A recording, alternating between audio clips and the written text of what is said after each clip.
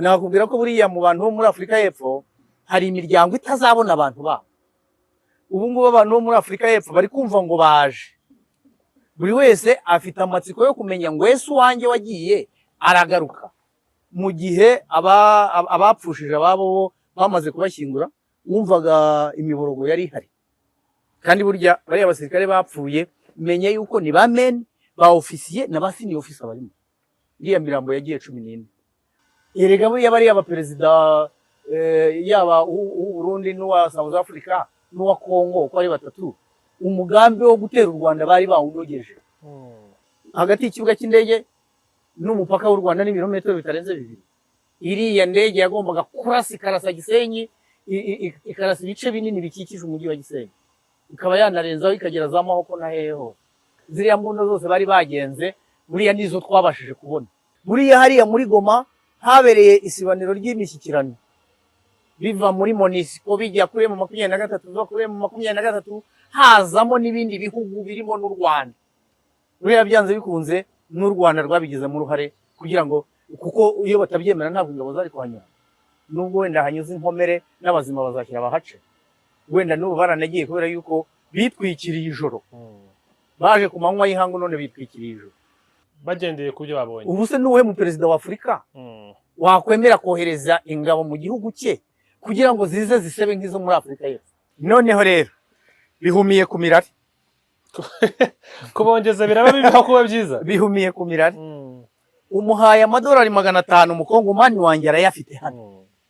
Umukongomani wanjye aragenda yigurira urumogi, aragenda yigurire kanyanga, inzoga zawo zikaze cyane, yigire mu bagore, ubundi byo kurwana bimukureho.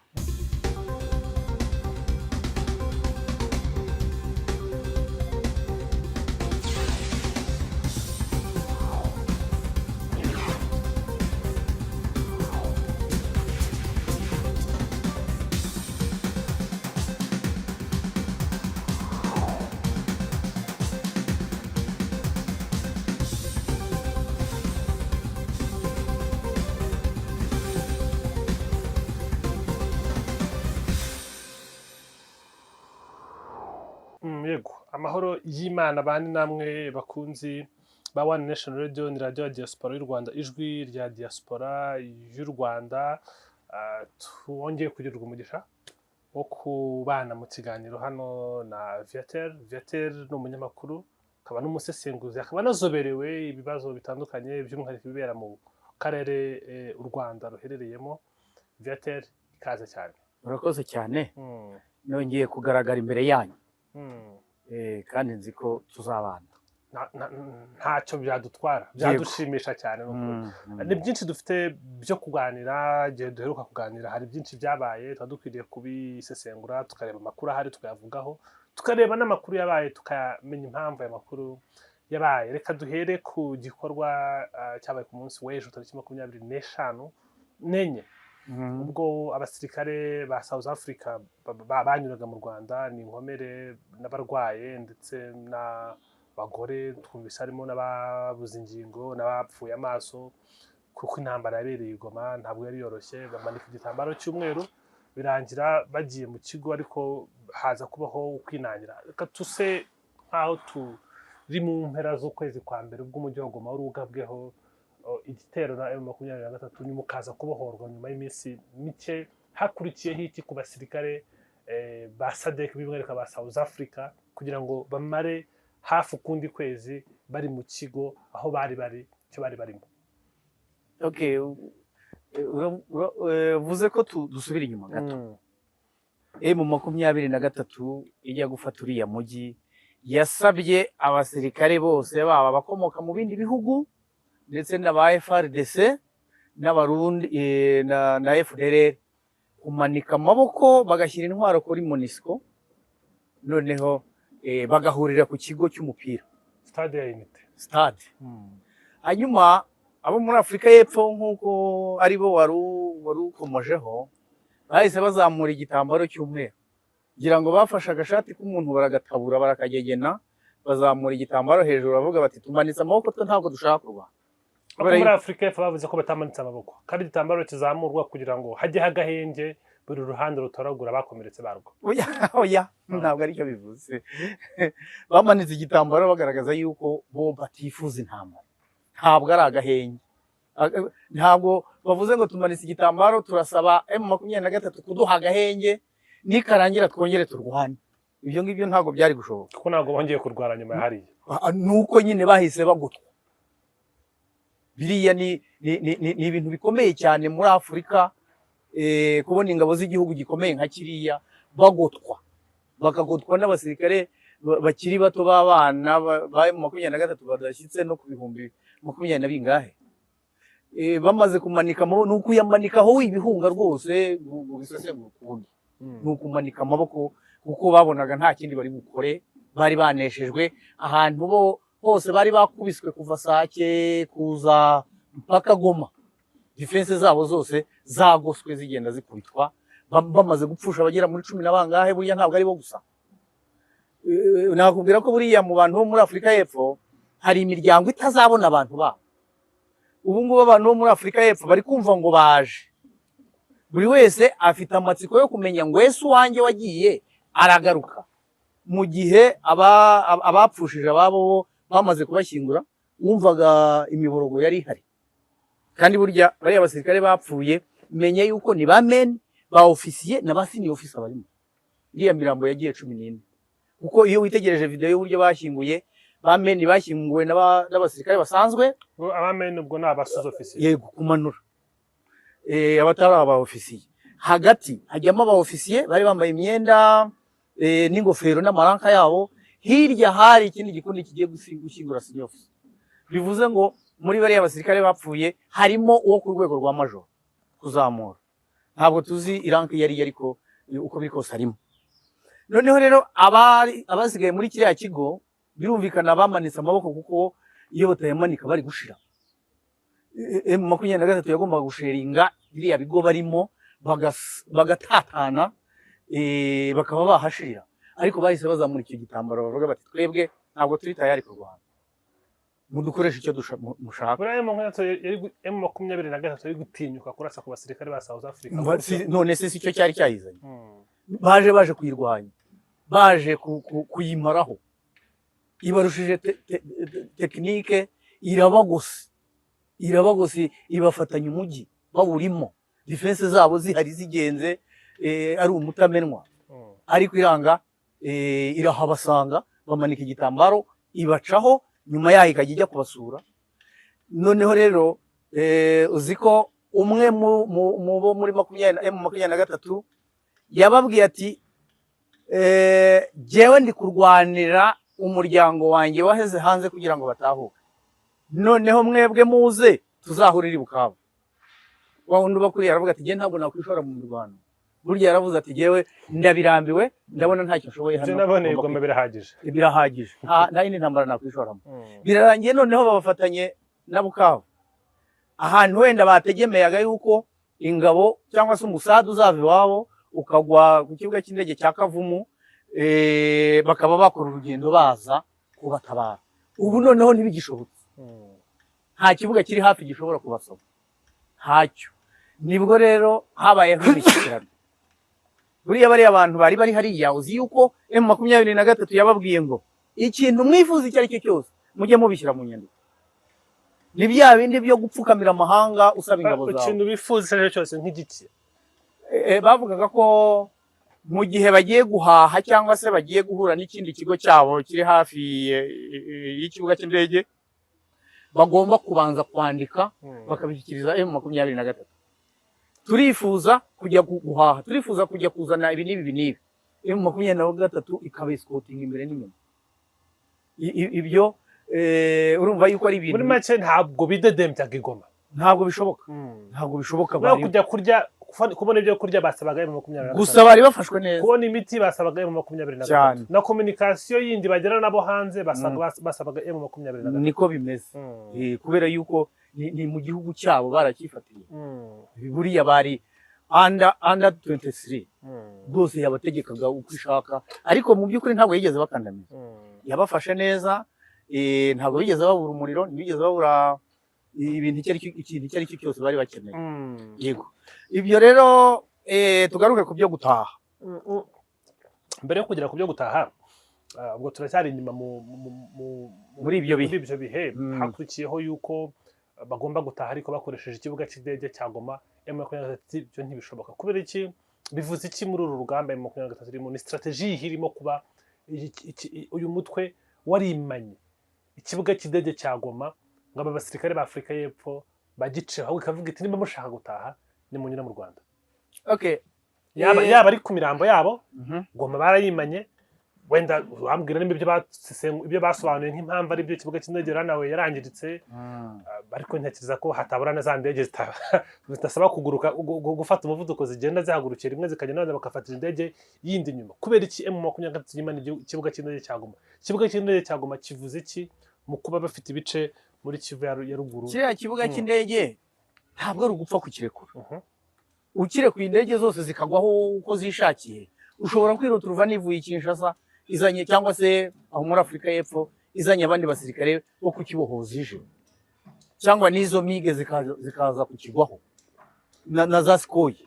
Nk'uko Sikoyi yaje igatinyuka ikagwa ku kibuga cyo ku Gisenyi, ikongera igahaguruka ikagenda. Uramutse urekuye kiriya kibuga, byanze bikunze ushobora guhura n'ibibazo by'indege nk'izo ngizo. Hakaba hagwaho n'indege ije gukora operation nk'iyakozwe muri 1998.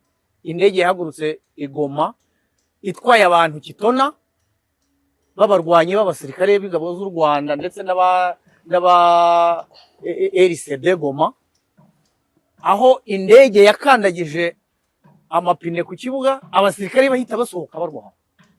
Uramutse ugifunguye rero ushobora kwirota operation nk'iyo yabayeho. Niba warabikoze muri 1998, kuki utakeka yuko wowe babigukorera? Abo wabikoreye se ntibabyanditse mu mateka, ntibabizi. M23 niyo yabikoze 1998, ariko ababikoze bari kumwe na M23. Aba basirikare bose b'amakenga sibo bari kumwe n'ab'ingabo z'u Rwanda. Indege rero bari kurwana ku ruhande rw'u Rwanda cyane. Uretse ko 98 ingabo zacu zijyayo, muba zari zigiye gutabara nabo barimo, kubera yuko bari mu gisirikare cya Kongo Kinshasa, baratangiye kwicwa, batangiye kubajonjoramo, baratangiye kubica, barabafungiye ahantu hamwe. Nibwo communication hagati y'u Rwanda nabo babwiye bati nimugaruke turahura namwe. Burya bari bagiye kubatabara. Urumva rero tugarutse kuri ikibuga cy'indege, ukirekuye bisaba yuko hagwa indege wizeye, ufitiye communication, uzi ngo ivuye aha n'aha ndahizeye, tuyihaye uburenganzira bwo kuhagwa. Niyo mpamvu buriya kukisana se bitwara umwanya ungana iki? Si ugusana kaburimbo nk'ibisanzwe, ni ibinogo bikeya, wenda n'ibyo bisasu bigikikije, kubitegura nabyo ntabwo byatwara igihe kinini. Ariko amaherezo bo niba bishaka, edayeri niyo diplomasi yo kugira ngo babanze bakimane nabo basirikare bari aho ngaho, be guhita bakirurumbira. Buriya habaye diplomasi iteye ubwoba kugira ngo bariya abantu basohoke hariya. Babanze gusaba ko bahagurukira ku kibuga cy'indege bakagenda. M23 irabyanga, bashaka guca mu mazi ngo banyure Bujumbura. M23 irabyanga. Inzira dusigaye twumva twabaha niyo gusaba mukanyura mu Rwanda. Kuki ebyiri za mbere bazanze? Yaba amazi ya Bukavu na Bujumbura, yaba n'iyo ndege waruvuze. Indege wari umaze kwivuga ariko kuki amazi bayanze? Ni ubushake bwabo. Ni ubushake bwabo rega. Byonyine no kuba bari guca mu Rwanda bagasaba inzira uwo bari baje kurwanya. Bari baje kurwanya u Rwanda se? Tshisekedi yababwiye ngo ikiba cyagera. Yarababwiye ngo nimungubitire M23, nindangiza ndabereka undi mwanzi mfite hano. Ubwo ni u Rwanda. Erega buriya bari abaperezida yaba u Burundi n'uwa South Africa n'uwa Congo, uko ari batatu, umugambi wo gutera u Rwanda bari bawunogeje. Mbese turebeye kuri deployment ya Afurika y'Epfo muri Eastern DRC, ingano yabo, ibikoresho bazanye, wabonaga bameze koko nk'abantu biteguye kurwanya M23 bakayitsinda bakataka n'igihugu. Usesenguriye kuko twababonye ingano yabo n'ibikoresho bazanye. Yego, bari bameze nk'abantu biteguye kurwana n'umutwe nawo wari utoroshye kuko igihugu cyagisabye umusada, bakongeraho n'igihugu. none buriya uzi ibikoresho byari muri ziriya nkambi zabo bingana iki? Ibikoresho ntabwo ari indege, kandi nazo bari kuzibona, bari banazifite. Igihe cyo kwataka u Rwanda buriya hari kuza indege n'izindi ntwaro. None se iyo bafashe iriya Katyusha, iriya wabonye ku kibuga cy'indege ireba mu Rwanda, iriya ntabwo yagombaga kurasa M23 hagati y'ikibuga cy'indege n'umupaka w'u Rwanda n'ibirometero bitarenze 2. Iriya ndege yagombaga kurasa ikarasa Gisenyi, ikarasa ibice binini bikikije umujyi wa Gisenyi, ikaba yanarenzaho ikagera za Mahoko na hehe hose. Ziriya mbunda zose bari bagenze, buriya nizo twabashije kubona. Wenda hari nizo bagifite aho ngaho mu bigo byabo. Kuba rero barashoboraga kurangiza M23 bagatera u Rwanda, bivuze ngo izindi ntwaro zari no kuza nyuma, zinarenze ziriya za BM ndetse n'izindi zikomeye n'indege zo mu rwego rwo hejuru. Umugambi bundi bari bawunogeje, nuko bagize ibyago M23 ikawuburizamo. Naho ubundi bari bawunogeje, uretse ko n'u Rwanda narwo ruticaye ubusa. Ntabwo ibihugu nka biriya byaba bikugarije ngo bicare ubusa. Nibwo bwabwirinzi wabonye bagiye tubona haba ku Gisenyi ndetse n'i Rusizi, aho bombe yahagurukaga igahura n'indi, bigahurira mu kirere bikarangiriza aho ngaho. Ariko buriya bwirinzi iyo butabaho, Gisenyi ubu ngubu biba yarahindutse amateka. Bari kuyihindura ivu, bari bayirashe misile zayihindura ivu, ubwirinzi bwo mu kirere burazimya. Nariya mabombe yabashije kugwa ku bigo by'amashuri agahitana abantu. Buriya bayohereje iriya modokari irimo ziriya mbunda z'ubwirinzi, wenda itaramanuka bituruka aho iba, kuko ntawamenya aho bayibika. Ni nk'aho baduciye muri humye, baciye u Rwanda muri humye. Ariko noneho iyo itahaba biba byarabaye ibindi. Biba byarabaye ibindi. Reka tukomoze kuri iyo mishyikirano yabaye hagati ya SADC na M23. Yari imishyikirano harimo kubaza byinshi, ariko kugira ngo itangire byagenze gute, byatewe n'iki? Afurika y'Epfo nk'igihugu gikomeye kuba iri gushyikirana n'inyeshyamba izisaba inzira yo gusubira mu rugo, biba bivuze iki? Biba bisobanuye iki? Erega SADC ntabwo irawithdrawinga mission yayo. Samidi yarasere cyane muri demokarasi yacyariyo, ahubwo abari kuvayo ni abaneshejwe. Hari aho bagifite position siri offensive yo ku buryo bahangana na M23. Ishobora kuba iri hafi ya Uvira, buri imbere hari aho M23 yerekeje, ishobora kuba hari izindi defense tutazi. None se mu guhunga bakaba baracitsemo ibice, bamwe bagasigarirwa mu bandi bagahungana n'abayobozi bakomeye twabonye bagendeye igihiriri baciye amazi. Nabyo byashoboka. Buriya hirya iriya hari ama defense M23 zahura nayo. Aba baragoswe yego, ariko hirya iriya defense zirahari z'abarundi, kuko burya hari ukuntu bajyaga bapanga defense, bagashyira imbere FDLR ngo nibanze ijye guhangana n'abanyarwanda bene wabo, bagakurikiraho FARDC, hagakurikiraho Zimbabwe. Ubwo ndavuga ibihugu byari bihari ubushize. Uri kuvuga ibyabanje ubushize, ndavuga uko bapangaga defense. Zimbabwe yavaho, hagakurikiraho Namibia. Iyo ni defense, kandi hagati ya defense n'indi harimo nk'ibirometero 5. Hagakurikiraho n'ibindi bihugu gutyo. Noneho rero ubu ngubu muri defense zikurikiyeho M23 ishobora kuzahura nayo, FDLR iracyariyo, FARDC iracyahari, abarundi baracyahari, n'aba South Africa bashobora kuba baranyuze izindi nzira bakaba bahawe. Turi kureba abangaba bagoswe, ariko ntabwo tuzi biri gupangwa hirya iriya, kuko n'ubundi igihugu ntabwo baragikomboa ngo bakirangize cyose. Ubu M23 yo iri imbere niyo izi ibiri imbere, baraperereza bakamenya bati mu birometero bingahe hari defense y'intege, na nyuma yayo hari iyindi. Izo defense kugira ngo tuzikubite tuzikuremo, turazipangira dute? Kuko niba ari defense 5 zikurikiranye, hari igihe ucunguka ku biti imwe ya kane yo hagati, izindi ukazigota zikivanamo. Ibyo ngibyo abazimbabwe byababaye, baragotwa umuntu, abasirikare bakajya bagenda batoragura umuntu. Ubwo rero ni by'igipanga. Samidi yarasi ntabwo irasoza mission, ntabwo inama y'abaperezida irongera guterana ngo ivuge yuko ishoje mission. Abari gutahuka ni abagoswe, ni abafashwe, ni abaneshejwe. Hagiye abo muri Afurika y'Epfo na Malawi n'abo muri Tanzania. Nk'uko babivugaga, habanje inkomere, izimeze nabi n'izimeze nabi gake, ndetse n'abo bagore babyaye n'abatwite, buriya byanze bikunze abo nibamara kugerayo uzajya kumva wumve n'abandi ngo bagiye. Iyo ujya gucyura ingabo uhera ku barwayi. Tshisekedi ahamagaye Ramaphosa aramubwira ati Ramaphosa ngwino umfashe kurwanya bano bantu, nzakwereka n'undi uzakurikizaho. Bibaye ngombwa ko wundi wari kuzakurikizaho niwe uguhaye inzira yonyine rukumbi ufite ikugeza iwawe. Yego. Bivuze iki ku gihugu nka Afurika y'Epfo? Bivuze gutsindwa n'ikimwaro. Gutsindwa n'ikimwaro. Nje kukurwanya, ahubwo birangiye ngusabye ubuhungiro. Buriya ni nko gusaba ubuhungiro u Rwanda. Buriya nayo mu 23 no kwimana ikibuga, kuko ubahaye ikibuga byasaba ko bagenda bose uko bakabaye n'ibikoresho bazanye. Ariko noneho nibaca mu kindi gihugu ntabwo bari bunyura n'intwaro mu kindi gihugu. Ibyo nabyo mu 23 ibi ntekereza ko yabitekereje cyane. Ntabwo bari buce mu Rwanda n'imbunda zabo, barabisigira hariya mu 23 nabitangira ibikoresho ikishaka.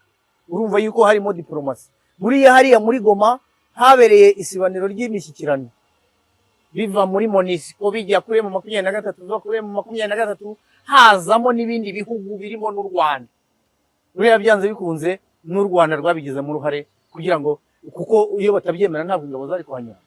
Nubwo wenda hanyuze inkomere n'abazima bazakira bahace, wenda n'ubu baranagiye kubera yuko bitwikiriye ijoro. Baje ku manywa y'ihangu none bitwikiriye ijoro. Ibyo rero bivuze nabyo bifite ikintu bivuze. Kuza ku manywa y'ihangu umanuka kamera zigufata ugataha mu ijoro wabujije abantu kugukamera. Baza amafoto yaracicikana. Urabizi neza yuko abo muri Kongo bo ntabwo bihishira ibyabo babishyira ku karubanda.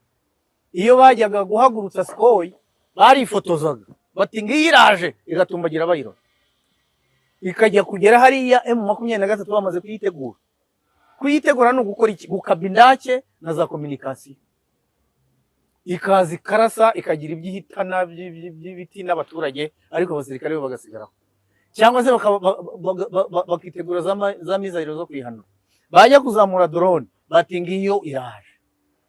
Nabo rero Afurika y'Epfo ikihagera byaragaragaye ko ingabo zaje, barafotora bashyiraho ngaho rwose, barifotoza, baraza barakaba rwose umujyi, bararyoha bamererwa neza, bajya barahembwa babona amafaranga, banakora baranarongora.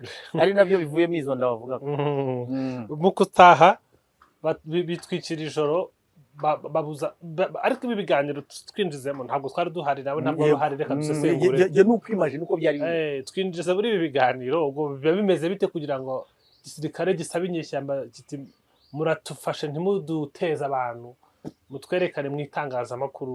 Byaba bivuze icyayo mashusho yazigwa te mu myaka 10-20 iri imbere, nubwo n'ubu ngubu already hari amateka azasigarana cyane. Hari no wavuze ati ariko buriya M23 ntibabaye abaswa koko, abantu bari baje kukwica no kukumaraho warangiza ukabarekura. Mu mategeko imfungwa z'intambara zirahererekanywa. Muri make South Africa buriya bari bameze nk'imfungwa z'intambara cyane. Ni imfungwa z'intambara. Tubabarire, duha abantu bacu twitahire rwose, tubacyure, kuko turabona ibyabazanye byabananiye.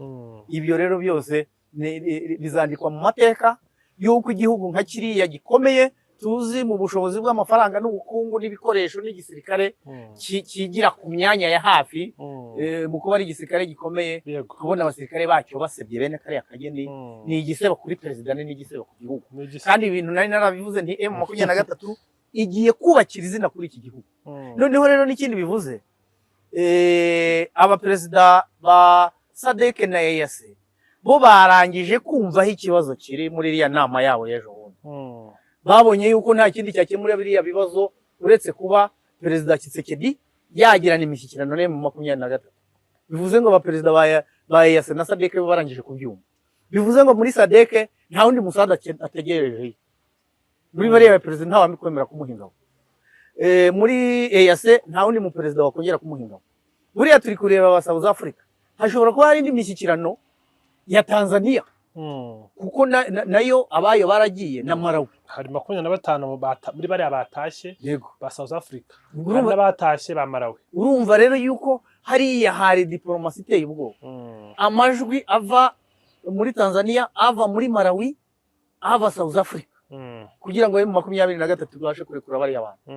Noneho rero binavuze ko mpamya ko Tshisekedi n'ahandi hose azajya gusaba umusaga ntawakibonye, bagendeye ku byo babonye. ubu se nuwe mu perezida wa Afurika wakwemera kohereza ingabo mu gihugu cye kugira ngo zize zisebe nk'izo muri Afurika y'Epfo?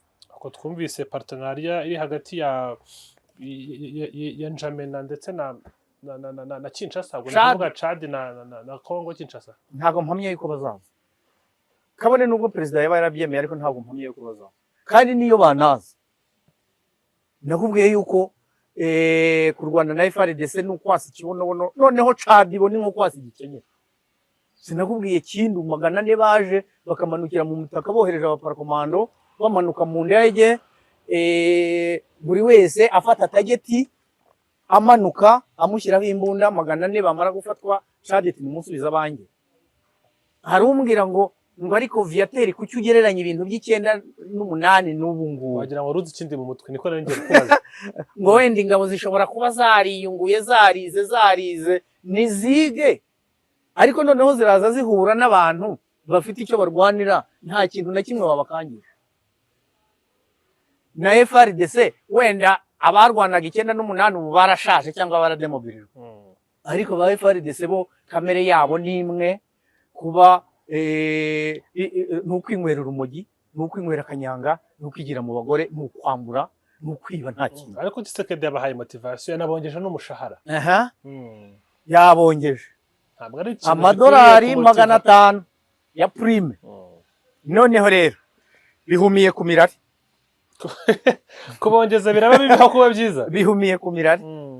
Umuhaye amadolari 500, umukongomani wanjye arayafite hano. Umukongomani wanjye aragenda yigurira urumogi, aragenda yigurire kanyanga, inzoga zawo zikaze cyane, Yego. yigire mu bagore, ubundi byo kurwana bimukureho. Ibyo kurwana bimukureho, kuva wamuhaye amafaranga ubwo birarangiye. Iyo nta motive. Yego kuba perezida yageze aho akazirikana ati abandi bose mbaha amafaranga, reka n'abanjye byibura mbahe motivation.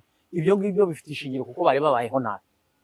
Akoze ntacyo biri bihindure ku rugamba. Ntacyo, ahubwo birahumira ku mirari, ntacyo biri butange. Barahita bijandika muri ibi byose nari nkubwiye, ibyo kurwana bishingukemo. Umukongomani ni umuntu urwana, cyangwa se yibereye mu nzu, yigiriye kwa maraya, yakumva barwana ngo wache wengine watapigana. Ahubwo mwamara kuhafata ukabona bari guturumbukamo, bashaka gusanga abandi. Nuko bibereyeho. Reka ibyo kurwana rwose, arabanza ajya kwitekera ubugari, kandi bari abakongomani aho bari hariya. Ibyo kuvuga ngo urabahuriza hamwe ubatekere mu kigo cya gisirikare ntabwo babikozwe. Hari igihe buri wese agenda agatera agasafuriya hariya akitekera. Azaba ari kwitekera iyo samake n'ubugari, umuzaneho ibyo kurwana. Ubahaye amafaranga ahubwo yo kubatera akajagari mu mutwe. Kereka nayababikira akazayabaha intambara irangiye, bikazaba ibirarane. Naho kuvuga ngo indege yamanuye amadolari wayashyize mu bakongomani, barwana bashaka iki? Hanyuma Afurika y'Epfo ni igihugu gikomeye. Gukomera kwacyo ndi kugendera kuko nkibona mu ngano, ndi kugendera ku mateka yacyo, igihugu cya Nelson Mandela ndetse n'abazungu, yaba Abongereza n'Abahorandi. Ndi kugendera ku musaruro mbumbe wabo, ndi kugendera muri ziriya ngabo n'abazungu ntibarimo, ntabwo baburamo. barimo. Ndi kugendera ku musaruro mbumbe wabo, amafaranga menshi cyane, kubyo inshuro nyinshi nako makumyabiri n'amafaranga igira n'umutwe w'inyeshyamba. Ndi kugendera ku mubare w'abaturage miliyoni hafi 60 baraseba gutya bamware birangire, cyangwa twakitega ko bagiye kwicara bavuga bati na myaka na yindi tuzihorera. Bihorera kuri ndetse kuri 23 uraje baragukubise, wazihorera utese? Niba upfushije, niba bapfushije birarangiye. Abazimbabwe baguye muri kiriya gihugu byararangiye, abanamibiya baguye muri kiriya gihugu byararangiye, abayuganda baguye muri kiriya gihugu byararangiye, aho u Rwanda baguyeyo byararangiye. Nta kwihorera kubayo. Iyo umusirikare apfuye birumvikana yuko hari imirambo yabashije gutaha, hari n'iyazimiye hariya batazanabona, wenda M23 ishobora kuba yarashyinguye mu rwego rwo kugira ngo isukure umujyi, isukure n'igihugu. Buriya hari iyandagaye hirya no hino. Ubwo ababyeyi babo bazagenda wenda babaha impozamarira, kugenda bakababikira yuko umuntu wabo yapfuye, bakabaha impozamarira bikarangira nta kintu. Ibyo kuvuga ngo twapfushije abantu, reka dusubireyo tujye kwihorera ibyo ngibyo mu gisirikare ntabwo bibaho. Iyo ugize amahirwe ugacyura abantu bazima n'ibyo, nta bindi, abapfuye nuko intambara imera. Ako twumvise hari izindi za movement ziri kuba za Lubumbashi, intwaro nyinshi zigwa ku kibuga cy'indege, abasirikare baza, intwaro ziremereye, iyo tazera bitangaje, bigaragara ko Afurika y'Epfo karacyari akantu. Aracyari akantu. Izo ntwaro zije mbere y'uko iyi mishyikirano iba yo gucyura aba bantu babo. Uko biri kose muri iyo mishyikirano ngira ngo wenda hari icyo M23 yabasabye. Turabaha abantu banyu, mwe murakora iki? Tubabahe bagende bafate ikiruhuko cy'amezi angahe bagaruke twongere duhangane nabo, cyane ko aribo bamaze kumetiriza iyo ntambara. Ibyo birasanzwe, aho uwizerowinga ingabo ukaza ukaganira nazo zigasubirayo. M23 yakabaye yarabasabye kugira ngo babone abantu babo nk'ukuvana ingabo muri kiriya gihugu. Ibyo nkeka ko yakabaye yarabibasabye, ariko ntekereza ko itabarekuye bose. Bazagiye kuva bahereye ku nkomere n'abandi bazagenda. None se barabamaze iki hari? Ubwo kohereza abasirikare bandi bagifite imbaraga, bagifite ubumenyi bwa gisirikare, mu gihe hari amakuru yuko South Africa iri kohereza abandi, si nko kongerera umusada umwanzi. Yego nyine. Yakabaye yabasabye ko bagomba kuvayo. Cyangwa se ikavuga iti nimutwara abantu banyu, kubahiriza amasezerano ya Geneve yo guhererekanya imfungwa z'intambara. Mpamye yuko M23 bo nta biri buhabwe kuko nta bayo bigeze bafite. Ntabo Afurika y'Epfo cyangwa Burundi bafite, ahubwo Afurika y'Epfo abo bose irabafite. Buriya tuzagenda tubona ejo. Cyakora buri imishyikirano yabereye rimwe, n'abandi bazagenda bucece. Abanyamakuru rwose mwarimu tegereje hariya ngo muzafotora bariya abantu, wabonye yuko bagiye mu modoka za fime, n'uwafotoye yagerageje gufotora konvoyi. Ariko ibaze kuba waraje kurwanya abantu barangiza bakaba ari no baguherekeza. Abasirikare bacu konvoyi yabo bari baje kurwanya M23 turagara abasirikare b'u Rwanda, ariko kuri guhunga cya kindi cyo kuvuga ngo kubita uyu nurangiza ukureke no kubita. Icyo kukiri kugibagirwa ko wibagirwa ko bari bamaze kugenga imbunda zo kurasa mu Rwanda, ndetse bakaba baranaharashe. Uramwana wa RDF uri mu modoka y'imbere n'uri inyuma, arabizi ko abantu atwaye bari kurasa M23 nawe bakamukurikizaho cyane. Arabizi neza yuko twaye bahaduye, none ze bahaduye iwe ntibamurashe. Ariko discipline u Rwanda ruyikura he ko mu bindi bihugu byagenze gutyo, ubwo nawe bakwihoreraho n'ingufu z'umurengera, kuki u Rwanda rumeze gutya? Okay, ahangaha nyine ruri kugenda rugaragaza ubuhangange bwarwo. Reka tubahinzira batahe, banyure mu Rwanda bagende basubire iwabo, kuko kugeza ubu ngubu cyo ntacyo twakabaye dupfa na Afurika y'Epfo. Pamoja no kuba perezida w'u Rwanda no Afurika y'Epfo baraganiriye kuri telefone, bamara kuganira uwa Afurika y'Epfo ahubwo akabirengaho akajya guhindura ibyo bavuganye. Aramubwiye ati mvuganira n'abariya bahungu bo muri 23 ndabizi yuko bafite ijambo, bampa abantu banyu. Yego. Arangije ati ahubwo nta karaba, tugiye kwihorera. N'ibyo ari nabyo yavugaga, ari nabwo perezida yavugaga ati ibyo tutabonye hariya turabyiteguye bizaza. Ubundi iyo perezida avuze atyo ujya wumva yuko rwose nta n'ikibazo bafite.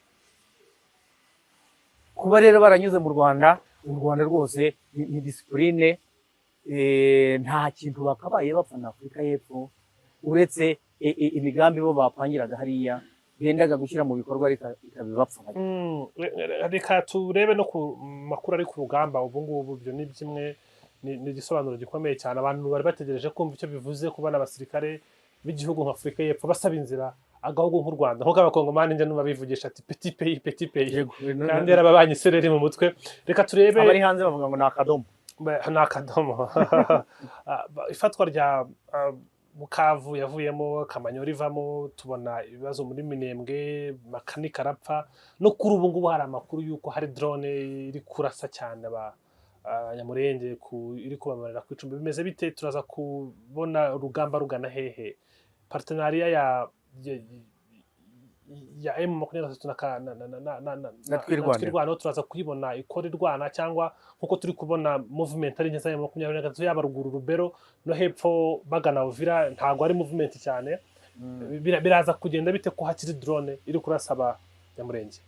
Okay, iyo drone bagomba kuyivugurutira umuti nkuko babigenje habanje. Kuva makanika yapfa, umuntu hari uwibazaga ko noneho twirwaneho birangiranye. Ariko noneho burya umusirikare iyo apfuye afite umwungirije, burya baba bari kuri riti imwe yo kuyobora urugamba. Wabonye yuko twirwaneho imaze gupfusha umuyobozi wayo, noneho nayo yabaye nk'iriya Amavubi.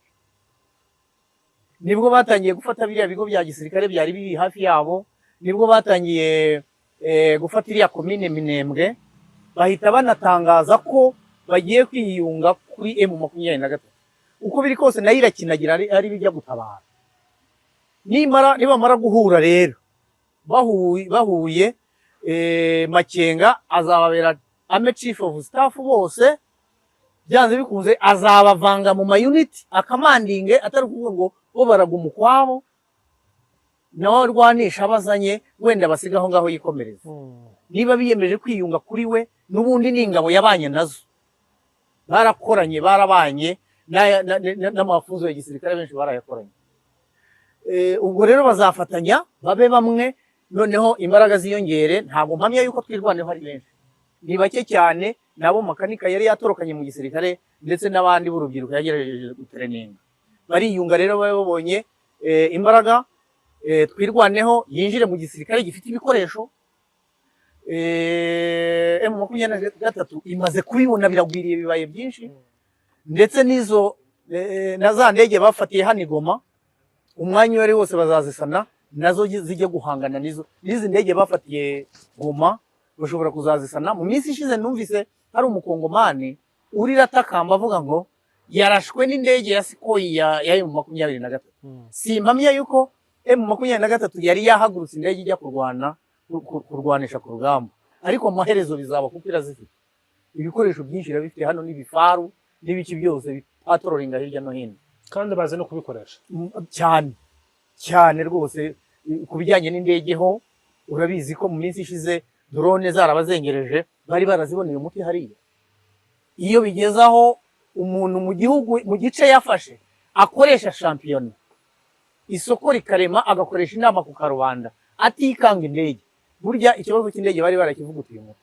Impamvu rero aho ngaho drone zikibasha gukora nuko zikibona aho zituruka hafi, nuko leta hirya ya Minembwe ndetse na Uvira hakiri ibibuga by'indege ndetse n'ibikoresho byo kujya kurwanisha aho M23 itari yafata. Ariko Uvira hari abonye bavuga bati nta kintu M23 ishakayo, kuko ni ibice n'ubundi bitarimo abaturage bavuga ko bahohoterwa, ni ibice by'ibushi bidafitemo bano ba Kinyarwanda speaking people bo mu bwoko bw'Abatutsi.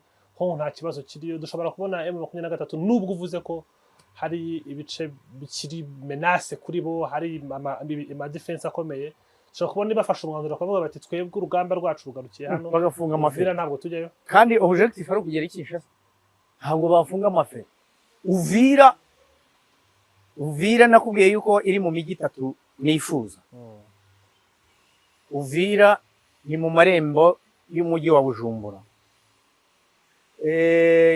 Perezida Neva Evariste Ndayishimiye yavuze yuko afite ubwoba yuko bazamusanga i Bujumbura. Mu gufata Uvira ni nka ya nkware y'inyabugingo itora mu itongo ry'uwayihigaga. Perezida w'u Burundi yohereje abasirikare bo kubuza kurwanya M23. Kuyirwanya bivuze kuyimaraho. M23 irabanesheje, noneho irabashoreye, ibamushyiriye mu marembo ye. Kanyabayonga ivuyemo. Ni ukuvuga ngo ubu hari igice gito cy'u Burundi gihana imbibi naho M23 ifite. Niberekeza i Buvira, barwana i Buvira, ni ukuvuga ngo na wa muperezida araba yasogongeye ku muripuko w'amabombe, yumva amabombe byibura avugira hafi ye. Nohereje abantu none barabanzaniye babagejeje iwanjye. Kandi nanone abakongomani bo iyo bakubitiwe hariya bahungira i Burundi bakakirwa, ariko abarundi bo ntabwo perezida yifuza yuko bahunga baza, kuko arahita bashyira mu rukiko abacira urubanza bakatiriwe igihano cyo gupfa, nk'uko byagenze kuri babandi b'Igoma b'ibukavu bariho bakatirwa. Nkavuga ntibariya babakatira nabo nuko urusasu rutarahagera, niruhagera baziruka mbere yaho. Niko byagenze.